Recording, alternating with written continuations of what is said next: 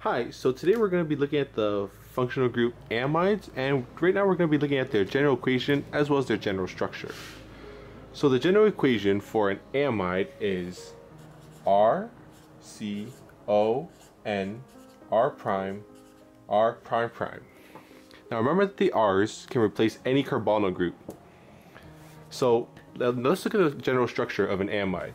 So basically what you have is a nitrogen atom that's connected to our carbonyl group, which is a carbon double bonded to an oxygen. To that carbon we have our first R, and on the nitrogen we have R prime as well as R prime prime. And it looks just like that. Alright, so next what I'm going to teach you is how to name amides. So here I have two examples laid out, and let's try and name this first one.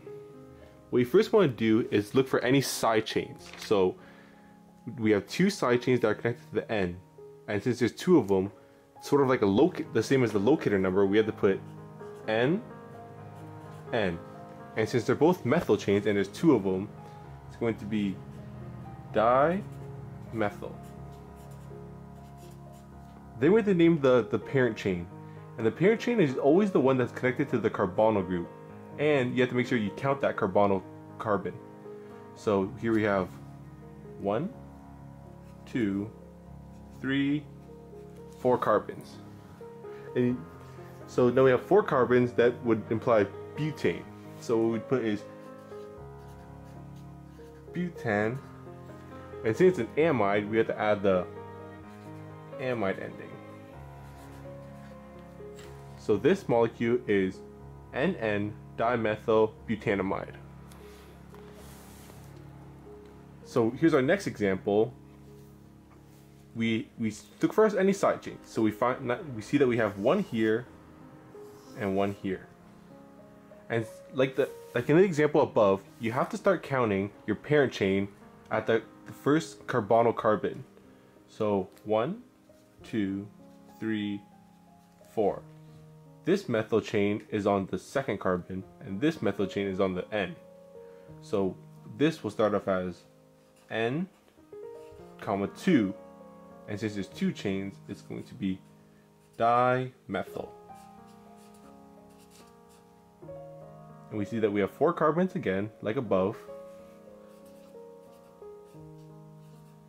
And since it's an amide, we have to add the amide ending.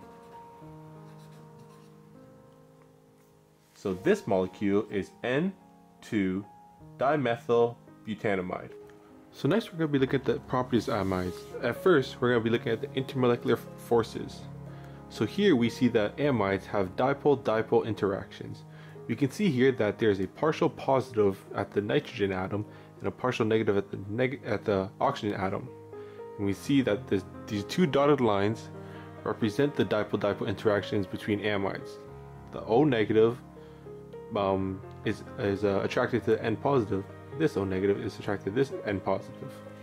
There are also hydrogen bonds present in amides, as we can see here in amides that are relatively smaller and don't have a carbonyl change at this N as it could. If it had a hydrogen, that hydrogen could potentially have a hydrogen bond with the oxygen on another molecule, because oxygen has 2 sets of lone pairs. Next we're going to be looking at the solubility of amides. Now typically amides are insoluble, however some of the smaller amides can be soluble. As you can see here, a smaller amide will have a dipolar nature, where there's a dipole between the oxygen and the carbon and the nitrogen and the hydrogen. This allows for potential H bonds with this oxygen up here and this nitrogen down here, which makes smaller amides have slight solubility. However, if this H were to replace with an alkyl chain, and the longer they get, the less soluble they become. Next we're going to be looking at the melting points and boiling points of amides. Now amides have one of the highest boiling points of most of the other functional groups, and they're much higher than their parent hydrocarbons. As we can see here, the high boiling point and melting points are due to the hydrogen bonding that occurs. And this typically happens in primary amides, which means that the nitrogen has 2 hydrogens instead of a carbon chain. As we can see here, the hydrogen has a partial positive and the oxygen is more electronegative, and it has 2 sets of lone pairs, which allows for hydrogen bonding. So next we're going to look at the reactivity patterns and trends of amides. Now amides are typically the least reactive of all the functional groups.